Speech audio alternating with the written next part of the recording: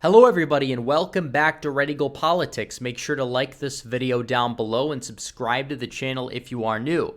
So a question that I get asked a lot is, how would the midterms look like if Trump was still president? And this is going to be kind of like an alternative history / alternative future video. And I'm going to basically explain to you guys how the map would look. And we talk about this administration a lot, and we talk about its failures, which there are many. There are too many to count in literally every single issue.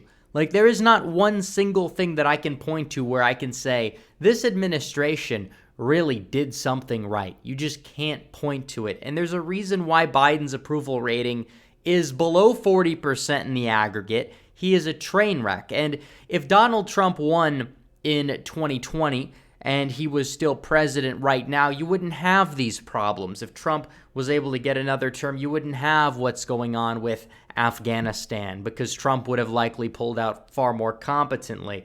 When you look at the economy, there would be less inflation. I'm not saying there would be no inflation, because, Trump was still doing some form of stimulus, and it probably would have caused a little bit, but it would not nearly be as much of a problem as it was now. Same thing with gas prices, especially the border crisis. It would be a complete and total 180 at our southern border if Donald Trump was in there. And no, we would not be about to go to war for Ukraine or whatever, but beyond that point, I think we got to get into this. So, alternative history, we're going to do this. But first, I'll have to tell you guys about redeaglepatriots.com if you want to get access to my exclusive videos, of which there are many, and exclusive articles. Join the Discord server. You can do so at redeaglepatriots.com. It is just 16 cents a day for the basic membership. It's well worth it if you want. You could, get call-in privileges with the Pro, or all of the exclusive content with the Super.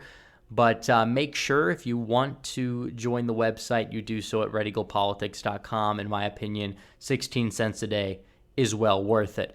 So let's say that ballot dumps were not enough to change the election result in Wisconsin, Pennsylvania, in the state of Georgia, and Arizona.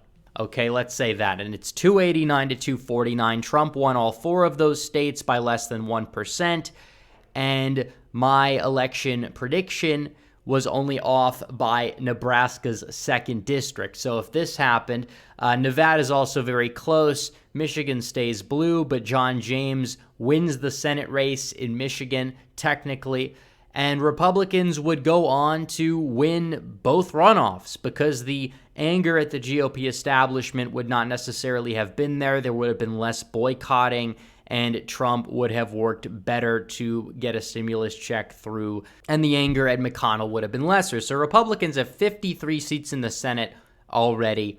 Donald Trump is in there for 4 years. His approval rating isn't necessarily the highest. It's much higher than Biden's, though. It's in the mid-40s as we speak in this reality, and the midterm elections are coming up. Now, keep in mind, he's not going to be facing another 2018. Just like Obama in 2014, he didn't necessarily have the worst midterm. Same thing with the second Clinton midterm. The second Bush midterm was bad, but Bush's approval rating was like literally in the 30s, and he didn't have that first negative midterm, so there was a massive amount for him to fall. A lot of party fatigue there as well. So I would assume the midterm electorate would be like D+5. In this reality, the election was D+3. We're going to go from D+3 to like D+5.5 or so, and we're going to fill out the map. So Senate elections, and this shouldn't take too long. I don't think we have to go so far in depth with it all, but every single race on the West Coast would be safe blue in this reality. Same thing with Colorado, Hawaii, and pretty much all of the Northeast up here. Keep in mind, it would be a redder national or a bluer national environment than 2020, but it would not necessarily be as blue as 2016. So the Great Plains states, these in the Deep South, would pretty much all stay safe with the Republican column. Ohio, that one would, I think, still be likely red because of trends. Same thing with Iowa. But Missouri with Greitens, it could get maybe a little bit closer because it would be a wave year that would be benefiting the Democrats, because when a president is in power, as you know, the midterms typically favor the party out of power. So Alaska, that one would stay red. Utah, Idaho, Illinois would be safe blue. So there would be 8 toss-up seats. I still think Florida would go for Marco Rubio. I really do. As you can see here, Florida would go for Rubio by a likely red margin. Rubio is kind of an electoral juggernaut in Florida. I'm not the biggest fan of Rubio. He's kind of a little bit of a squish in my opinion, but he's somebody that does well in Florida elections, and Democrats in Florida have a broken party pretty much, so it's not like they were going to be able to do anything about it there. So 47-46. Let's start off with New Hampshire. That one would probably be in the likely Democrat column. Republicans don't really have a challenger up there. Even in this reality, it might stay in Democrat hands, even though I think it's going to be very close. But there just isn't a candidate that would be able to transcend the national environment to really compete in New Hampshire. Pennsylvania, this one I believe would be a flip. I think the field right now is just weak and awful, and it may even be worse if it was expected to be a Democrat favorable year. So keep that in mind. Pennsylvania, we'll put it in the lean blue column, actually. Same thing with Georgia. Kelly Loeffler, had she actually won, would definitely get rolled over in this reality.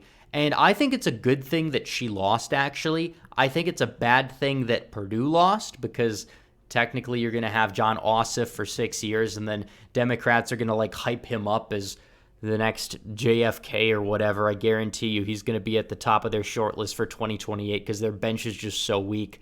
So add Georgia to the mix. Wisconsin, North Carolina, Arizona, and Nevada are the last 4.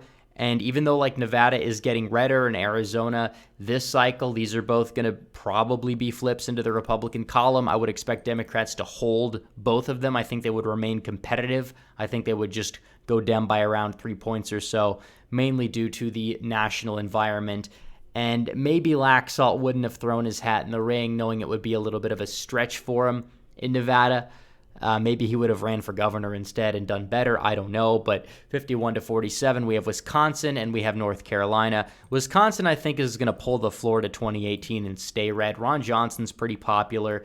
Republicans are gaining massively in the state of Wisconsin in terms of just the room they have to grow in the state. And even if it is a year that's favorable for the Democrats, I still believe that he could have, held on by a couple of points or so. And then we have the state of North Carolina, which is another potential Republican hold that we could have seen. I really think that Burr obviously left a bad taste in a lot of people's mouths, but the Dem bench is pretty weak there. And in midterm years, North Carolina has had this tendency to still remain relatively competitive. And I think that the base, if they would turn out for somebody like Ted Budd enough on a midterm year to the point where Republicans would be able to hold that seat. And please discount the total at the top. Republicans would hold the Senate because of the events that I talked about in this video. It'd be 51-49 though.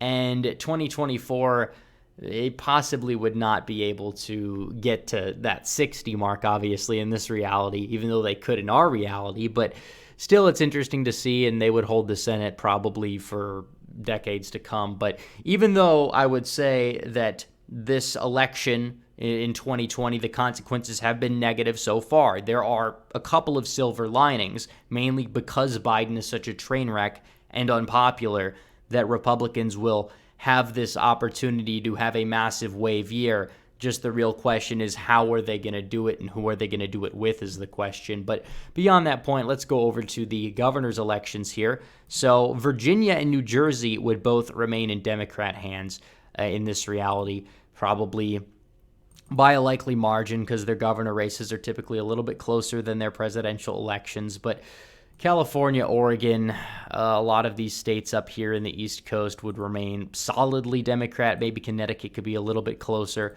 But Vermont and New Hampshire would stay red. Maine would probably be likely Dem, because this is all because of the national environment. This is what happens.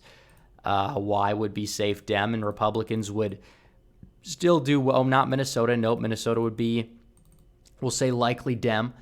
Republicans would do well in the middle of the country. I think they would flip back Kansas, actually. I really do. Texas, I think, would stay Republican even with Beto, because that's how much Beto has fallen. This is not 2018. Republicans would still hold on. In a place like Alaska, Ron DeSantis would still win by a solid margin. In Florida, maybe Chris could get it within 5, but Florida still remains in Republican hands.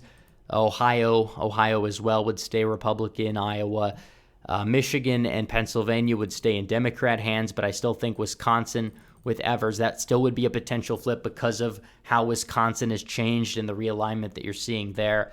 If Ronchetti ran for governor of New Mexico, I think he'd sit it out, actually. I think that would stay in Democrat hands, and Colorado would arguably even potentially be safe blue. So the three remaining states are Georgia, Arizona, and Nevada. Brian Kemp would not have this fallout post-election 2020 to the point where Trump would have supported him and Trump would have endorsed him. And honestly, and I think that Kemp would do well off of the anti-Abrams turnout. I still think Abrams would go down in this reality to this Brian Kemp, who not only would have suburban appeal and popularity, but in this reality would have held on to some of that MAGA base to the point where he still would be electable, because you have to understand this is from an alternative reality. So 26, 22, you have two states left, Nevada and Arizona. Nevada probably would have stayed Democrat under this reality. You have to understand that, like, the COVID blowback with Trump there, it would be a vastly different landscape. You probably would have different, parties and sides of the aisle taking different positions at times. So it's really hard to predict how this would happen. Obviously, I think with Trump there, you would have seen less restrictions. You would have seen more pushback on states that would have had restrictions. And obviously, it might have helped Sisolak because that anger would be a little bit dissipated, especially with the national environment changing. Nevada might stay blue, even though it would be close. And Arizona, I think, would stay red. It really doesn't really matter who they run in this reality, mainly because of the fact that Arizona, they vote more Republican at the state level than they do at the national level for Senate races and things like that. So this would be the map. 27-23. Republicans, I think, would they actually have a net gain of governor seats? I think let's see. I think it would be actually even, because they would have picked up Kansas, they would have picked up Wisconsin, but they would have lost Massachusetts and Maryland because of candidates that were electoral juggernauts deciding not to run. Although in this reality, would they have decided to run? I don't know. It's possible. Well, obviously, Marilyn Hogan couldn't run, but in Massachusetts, Charlie Baker could. So either way, 27-23. I mean, these maps are self-explanatory. But beyond that point, what about the House? Now, in this reality, if you move everything by like 1% to the right, would Republicans have taken back the House? I think they would have fell a couple of seats short. But I think either way, even if they did redistricting alone, it's worked negatively against them. But at the same time, Trump could have been in there using his DOJ, pushing back against some of these lunatics like Mark Elias that are advocating for some of these most ridiculously drawn Democrat gerrymanders. So it's very possible that there would be less gerrymandered Dem-heavy maps in this reality. But at the same time, we just don't know. And either way, I think Dems would have taken back the House, even if Republicans had the House in this reality under a Trump victory. But it's just so... But there's just so many unknowns. And either way, I think Republicans would lose like 15 or 20 seats if Trump ended up winning. So this is kind of a 2026 midterms preview, if anything. Although keep in mind that the Senate map in 2026 is arguably not even as brutal. Like, Democrats are what are they going to be able to try and pick up North Carolina? That's not even going to be a given at that point. And you just look at like their actual competitive races, like the ones in the Rust Belt, they already hold Michigan. What are they going to do? Try to make a run for Texas? Because keep in mind, Arizona, that was a special election. That's not up in 2026. So Republicans in the long run may be able to actually succeed based off of this. We just don't know. A lot of questions that need to be answered. But either way, thanks guys for watching this video. Make sure you like this video down below. Comment down below, subscribe to the channel, hit the bell for notifications so you never miss another video. Follow me on social media. The links are all in the description down below. As always, guys, thanks for watching. Red Eagle, out.